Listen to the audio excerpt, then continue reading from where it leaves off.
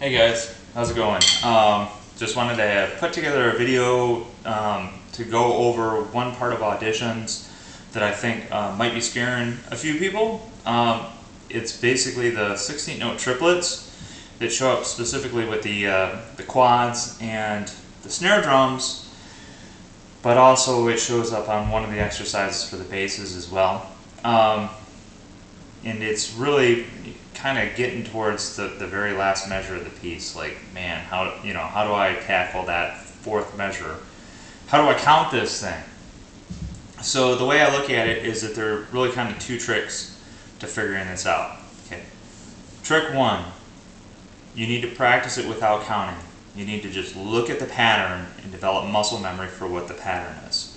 So take all the counting, take all the beat, everything else away. And everything that you're given on that pattern, what you have to master is 1, 2, 3, triplet, 1, 2, 3, triplet, 1, 2, 3, triplet, 1, 2, 3, triplet.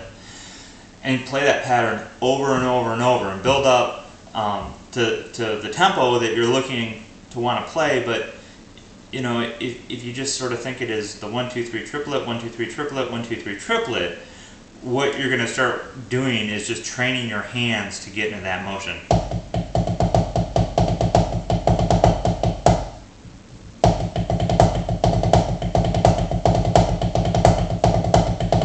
You know, so on and so forth, over and over, as slow as you need to go. 1, 2, 3 triplet, 1, 2, 3 triplet, 1, 2, 3 triplet, over and over and over, with no real set beginning, no real set end, just doing the repetition to get comfortable with that 1, 2, 3 triplet type pattern. So you just do that over and over.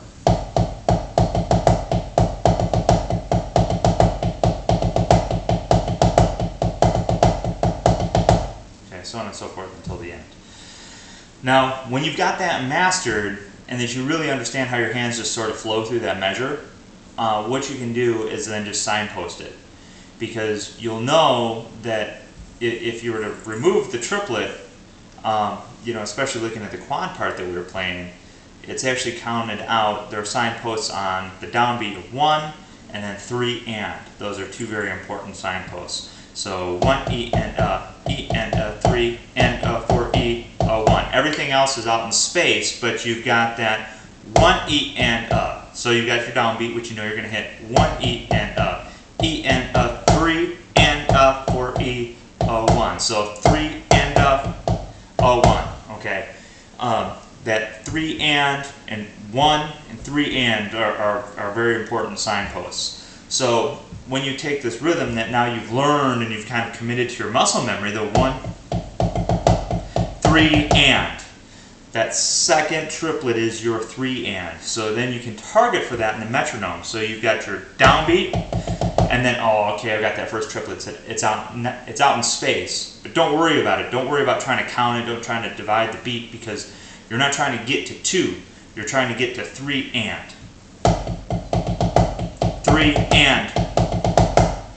And then you can fit it into the pattern as it goes off of that. I was really recommending to the guys that I saw last week, always go back to the previous exercise that you understand.